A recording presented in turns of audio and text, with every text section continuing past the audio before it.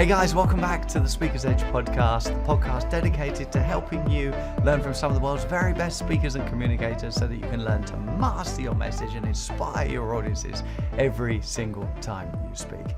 I'm your host for this podcast, Roddy Galbraith, and I'm pleased as punch that you've chosen to join us today because we have another great guest for you, a fantastic speaker, but also a wonderful human being, a great author. He's written many great books, but my favorite is Love Does, which he talks about in the interview. So I don't want to spoil it too much. I'll leave him to explain to you how wonderful that book is and the impact it's had in the world. And I definitely recommend that you check it out.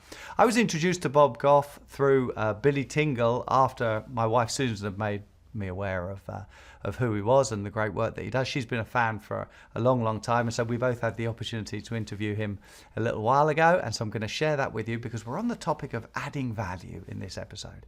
Adding value. In John's great book, The 16 Undeniable Laws of Communication, law number 15 is adding value. It's the penultimate chapter in the book. The last chapter is results. And I think it's so fitting that adding value becomes right at the end, just before results, because adding value is the key, of course. Every time you speak, it's not about you, it's about adding value to the audience, and that's how you get the results. That's how you gain ethical influence. So Bob Goff, in my mind, and this interview is perfect for this topic of adding value to other human beings, including your audience when you speak. So before we dive into the interview, if you haven't downloaded the companion resources, you can simply go to maxwellleadership.com/the Speaker's Edge and download the companion resources. Now let's listen to the interview with Bob Goff, and then we'll catch up at the end. Well, we have another very special treat for you today. We're talking about adding value in today's session, and who better than Bob Goff to help us understand this. Thanks for joining us, Bob. Welcome. So good to see you. Thanks a million. This is great. So glad to be with you guys. This is awesome. Just before we start, is that like a baseball cap for the Bulls, or a football cap? Oh yeah. It's got a B on it for there's a baseball team evidently called the Boston Red Sox. Oh, but that's what I wanted to say. That a good friend of ours was a big Boston, and he bought me a jacket actually. And as was my neighbor Carol, and she lived across the street in a house we used to live in, and she was a widowed, moved to San Diego to just be closer to family, and then she got cancer, and she knew she was going to be in heaven by the end of the week, and I told her that I would wear her Red Sox hat for the rest of my life and represent the Red Sox here on earth, provided that every time Jesus walked by her, she would mention my name. I'm making good. This is year 10 of wearing this. Really? Oh, yeah. Fantastic. So every time somebody says something about the Red Sox, I don't know. I've never been to a baseball game. I'm just making good on my deal. You look like a fan. You look like a fan. That's great. Yeah. Well, we should give a shout out to Billy Tingle because he was the connection that hooked us up with you and why you agreed he's to do a good this. egg. He's a great guy, isn't he? Really great guy. Yeah, Thanks. he is. We appreciate you. Well, we're fans of your books, and I know many, when we mentioned last week that you were going to be our guest this week, from the comments, lots of people already know who you are. But for anyone that doesn't, can you give us like a 20-second, 1 minute short intro? Yeah. So, my claim to fame is that I got to be married to Sweet Maria. 35 years, 6 months, 18 days. Congratulations. I'm counting up. I think she's counting down. And we made 3 people together, and then they married 3 people, and then they made 4 people. So that makes me now the pastor of a church of 12. So wow. I'm a recovering lawyer. I did that for 30 years or so. And then I spend my time just trying to do some of the stuff that where there's an opportunity in front and feel like you can move the needle a little bit and try to just jump in. Fantastic. Yeah. So I heard about you from Susan. You heard about... I heard about you from Donald Miller's book. So John Maxwell told me to read Donald Miller's book. And then I just loved the whole passage, the description of like how he paddled up to your house and hospitality and just, you have so many like amazing stories. Is that like an intentional thing for you? Like being like you, I mean, Donald Miller says like you're the best storyteller he's ever heard. Is that like something? I think I was reading, it's Matthew 13. It said that Jesus never spoke to anybody without telling them a story or two. And I think I can kind of relate to that because most of us have all the information that we need. What we need are examples. And so as you meet people, as you have your head on a swivel and say like, wow, actually there's kind of something in there for me. And so last week I was in the Middle East because there's so much upset right now, and just wanted to be with some of the folks. We have a school where we have Palestinian kids and Arab kids and Jewish kids and Christian kids. And it's been a difficult time for everybody and the staff there. So I just thought I'd go and be with them. And along the way, when things are happening, I would just take note of that. And it's not because I'm looking for sermon material. I just want to live this engaged life, because people that tend to live noteworthy lives take notes. And I want to just take note of what's happening around me. That was even, and again, you don't need a Bible verse for everything, but it was a letter Paul wrote to the Acts church. He said to Theophilus, lover of God, he said, look for many convincing proofs that God is still alive. And so when I see it in these kids, or I find out somebody did something heroic, I just go like, that's a really awesome thing. I think I can make a note of that. Tell us a little bit about that school. So are you not a lawyer anymore? You've done your lawyering. You've done Yes, all I'm going straight. that. So how did that school come about? When did you fund it, build it, sponsor it? We started early on. There was a book I wrote. A publisher said, will you write a book? And so I said, well, I don't know. Will you build a school? I'll trade you one book for one school. And they said, well, so how big's the school? And I said, well, about 1,000 child soldiers in northern Uganda and 100 teachers. And they said, big school. I said, big book. I made them pay me in advance. So we built the school there, but then they sold millions of these books. And so we then built another 3 schools in Mogadishu, Somalia, a hospital village in Iraq, and then we've got a school for young girls in Afghanistan and 5 in the Dominican Republic. So there's 13 countries, and each country has about 3 to 5 schools in it. And it's just been kind of interesting to watch the really beautiful, courageous people in each country kind of raising up their kids. And so we get to, again, just stand by the side and take notes. We're actually building a university right now in Gulu, Uganda. They just sent me a picture. This is all their people, all the university board meeting right now. Wow. So this is happening 5 minutes. And we're building a university and a zoo. We're literally shopping for giraffes right now. So you get to bring not only just the hope of a great education, but that other idea of some whimsy. Because who wouldn't want, I want a zoo. I just don't want anybody to get run over by or bit by or whatever. So I thought, what is it that won't bite people and it would be really hard to lose? I'm like, giraffes. So bringing for each of the people listening, take all of your ambitions, see what opportunities you can make happen. We're an intersection of an opportunity and ambition.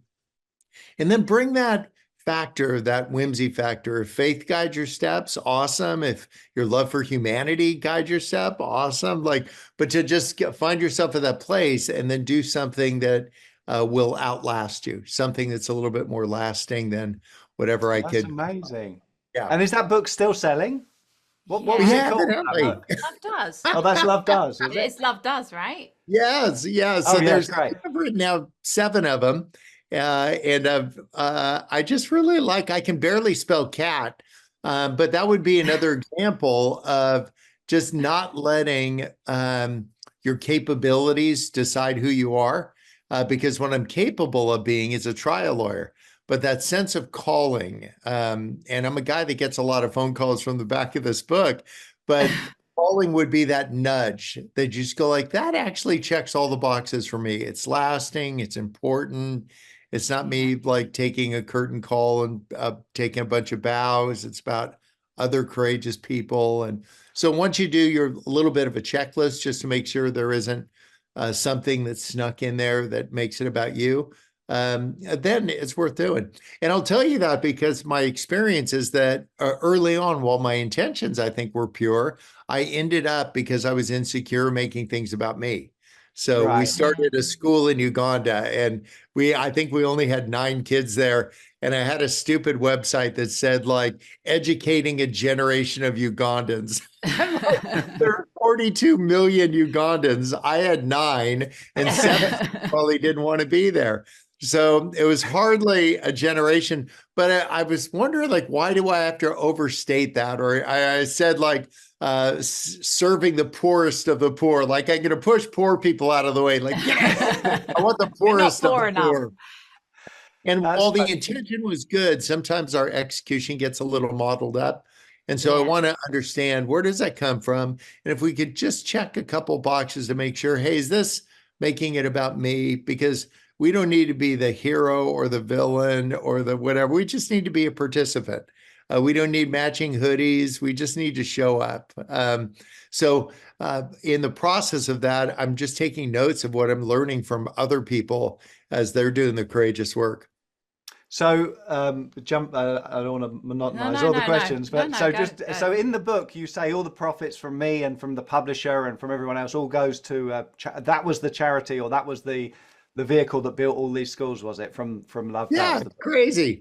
Yeah, and we're all these years later, and there's something actually kind of neat about that you can have an ambition. But I would say, let's make our ambition excellence. People don't buy books because you're going to give, like Tom's shoes. I'm not going to buy a set of shoes because some kid on the other side of the world is going to get a set. I buy them because they're good. And so the things that we do, just do it excellently. Your podcast, you're doing it with excellence. If your thing is writing, just do it with excellence, but not this overwrought perfectionism, but to just say, I'm really, really going to put my shoulder into this thing and do the best job that I can. And every once in a while, you'll mess up. Like, that's just every day for me. There'll be things that I set out to do and they don't go that very well. I teach a class in San Quentin prison. I've been doing that for the larger part of a decade. And I've had about 800 of these guys from San Quentin in the class over the years. And the first time we got together, I remember the warden was in the room and there's probably 150 guys. And we talked about whatever. And I said, like, let's like split up into breakout groups. Poor choice of words. So you'll like mess things up. Yet some of these guys from San Quentin, when they've gotten out, are actually guys that are doing work for me now, because they really, those are the guys I trust, because they've actually had a big public failure, yet they've understood this idea of forgiveness. It's the people that like are afraid of the big public failure, and instead they have bigger private failures, and we all do. And so the trick is to not beat yourself up when that happens. Like, we're not piñatas. Like, when you hit yourself, that is not candy coming out of you. But to just say, we're not piñatas, but we're just these fallible people desperately in need of love and acceptance. And maybe we could be a little bit of a dispenser of those. Do they have, when you were growing up, those little candy machines called Pez, where the head rocks the one back? Where you flick, where you flick it. Exactly. Like, so what if we think of ourselves as little Pez machines? Like, you're just loaded up with all these things. And so when people meet you, they find acceptance and kindness and joy and all that, and not in a fake way, because sometimes we have kind of down days and times where we're deeply reflective, but have people meet authenticity and forgiveness. And that's what I want to be, that kind of Pez machine. You seem like a very sort of like naturally joyful and curious person. But what about, like, a lot of people are kind of sad and divided, and how do you like build that sort of feeling of like wanting to add value to people and wanting to love people more, and when you might not feel it entirely in your body? Do you know what I mean? Like, I get that. And then just think of the way that I interact with people, where I'm either in a big hurry or impatient with them or not very tolerant of people saying stupid things. That I remember speaking at a place not too long ago, and when I got off the stage, I was just in a hurry to get home for supper with Sweet Maria, and these two guys got up in my grill about something. They said, God doesn't like these people. He doesn't like these people. And I'm like, Yeah. I don't know, man. I just want to go home for dinner. And so I took a step around them and they blocked my path. They actually got in there up in my grill. And I'm so embarrassed to say, when you think you're a little bit further along than you actually are in this path. Constantly. All the time. Yeah, they just got in my face again. And I called them this body part and I nailed the anatomy, just missed the spirit of kindness in that. And so what I started doing myself is charging myself $500 per word for every unkind word that I say, and giving that $500 away to somebody I don't want to give it to. So some cause that I'm just like, it isn't my favorite charity. And so sometimes what's happening is our words are costing us so much. We just don't realize how much it's costing us. And now that I started doing that, when I'm tempted, because I'm a lawyer and I think pretty fast. And when I'm thinking something, I just keep it in the thought bubble, right? Because I don't want to have it get on like, I'm going to Hawaii. Yeah. I don't want to spend $500 a word again. So to find different ways to kind of have a circuit breaker when we think, because we're all insecure and fallible, we just deal with our insecurity and fallibility differently. Some people get very quiet, like a church mouse. Other people get really loud. Like I get funny. The more insecure I get, the funnier I get. And so what I need to do is talk to myself and just say, hey, listen, no need to be insecure. We've got this. We're all just trying to figure it out. Yet sometimes we'll just find ourselves kind of over-indexing whatever it is that we're feeling at the time. And that's when you have just a couple of friends. That's why people listen to your podcast. Just like to just have another dose of a little reality and humility and kindness. Find a wide spot in the road. Be the wide spot in the road. I would just think, I just want to be Switzerland. Give me give me a bar of chocolate and a bobsled. I just want to be that guy that's just like safe. Yeah.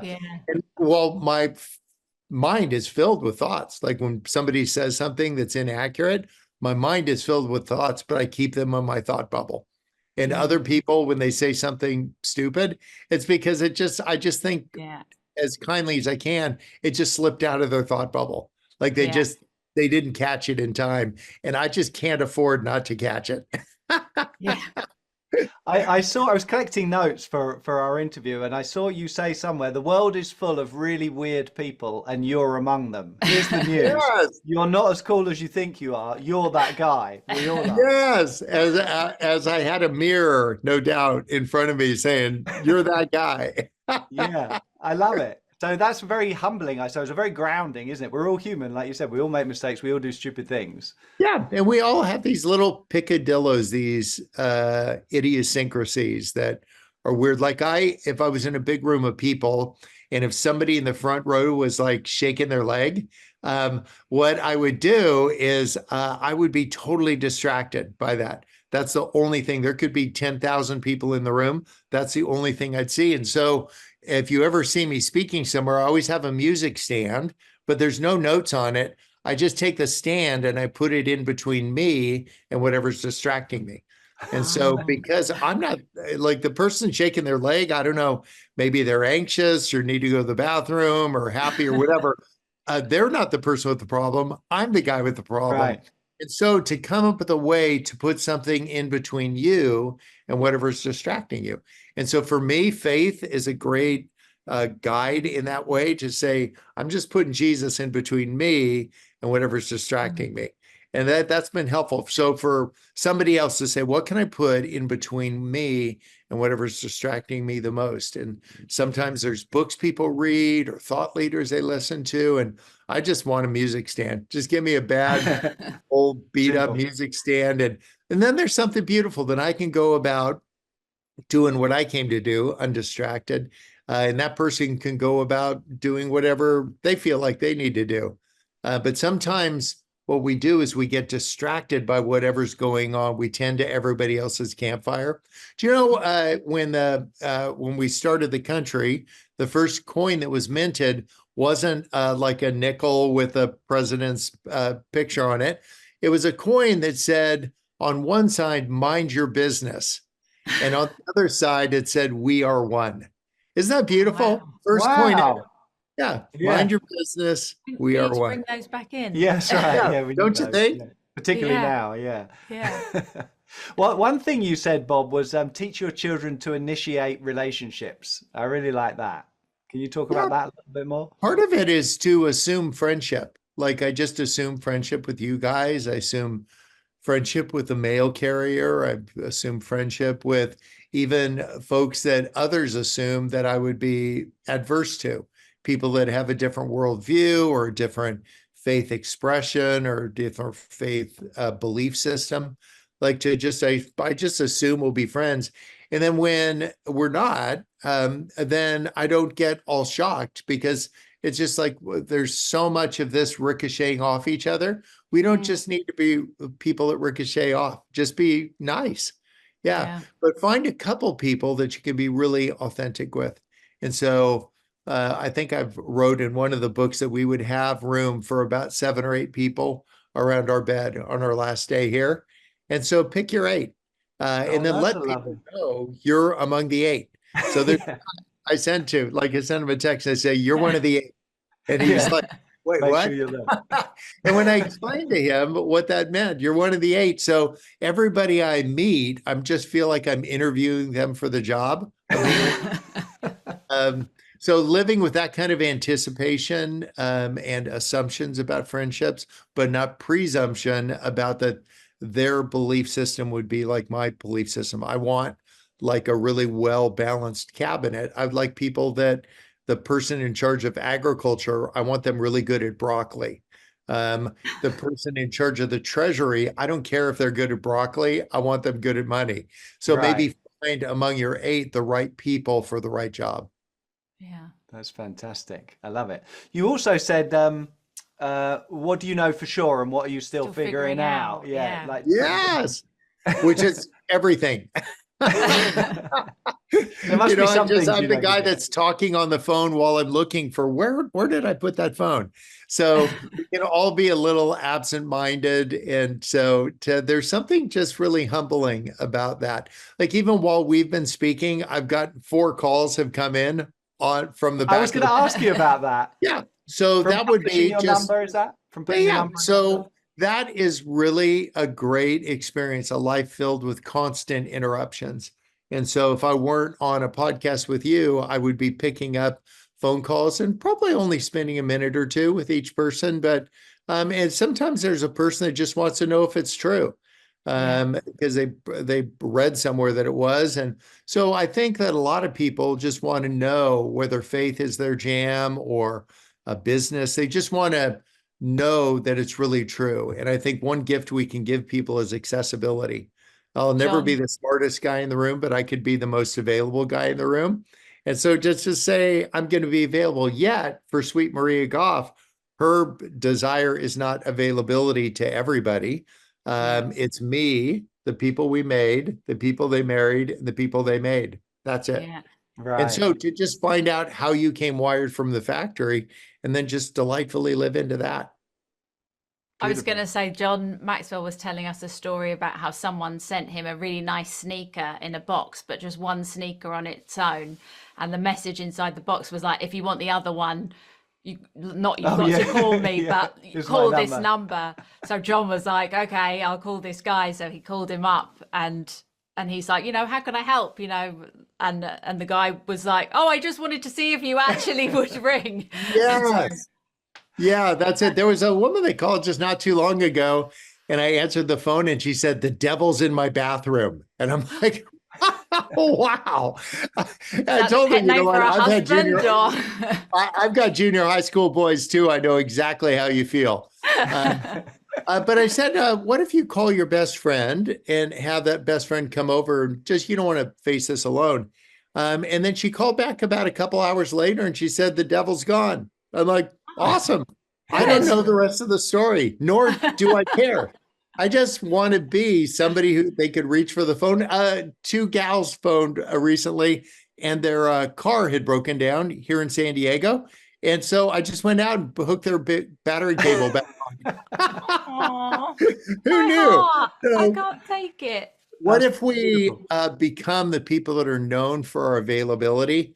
Because again, you don't need to be the brightest or the most inventive or whatever. You could just say, I'm going to be available, and start with the people that are around you. To be like fully focused. I'm not talking to you and doing 3 other things right now. I'm just talking to you. Just say in the South, they call that be where your feet are. To just like be fully present with whatever it is that you're doing. Don't try to land all the planes on the same runway at the same time. Just say fully present for one thing, then go to the next thing. Yeah, that's gorgeous. What a way to live. Well, we need to let you go, but one kind of final thought. Do you want the last question? I just want to get one request in that if you do get the giraffes, my 2 sons are really into dad jokes at the moment. So if you could call one of them Seymour, that would be awesome. Seymour, I get it, with the long neck. You can see more with the done. They think that's Done. the We have funniest to have joke that at the kind of moment. a name the giraffe sweepstakes. Yeah. Well, you I'd guys, really thank you appreciate so it. much for what you're doing and how you're breathing life and hope and joy into people's lives. That's just the important stuff. I want to get that into our air supply. A little bit more joy. And it's not ignoring the very difficult parts of lives and the very challenging circumstances that we're at, but we can encounter those, I think, more fully and in a more balanced way. If we're where our feet are, if we're doing these things that we've kind of vetted, why are we doing what we're doing? Because if you're doing it for the applause, join the circus. But if you're doing it for something a little bit more lasting, more meaningful, more purposeful, then that has shelf life. So thanks for pulling that out of everybody. Oh, thanks, Bob. You're a joy to talk to. You really are. Thanks so much. Thank you, guys. Thanks for having me on. Take the rest of the day off. Yeah, I wish. Yeah. It's not going to happen, but that's okay. Thank you. Take care. All God right, bless. you guys. Bye-bye. So long. I told you you'd enjoy it. What a wonderful human being, but what a great conversations as well. We really enjoyed the conversation with Bob Goff, and he seemed to enjoy it as well. He seems like a genuinely nice guy, talking to him beforehand and afterwards as well, before the recording.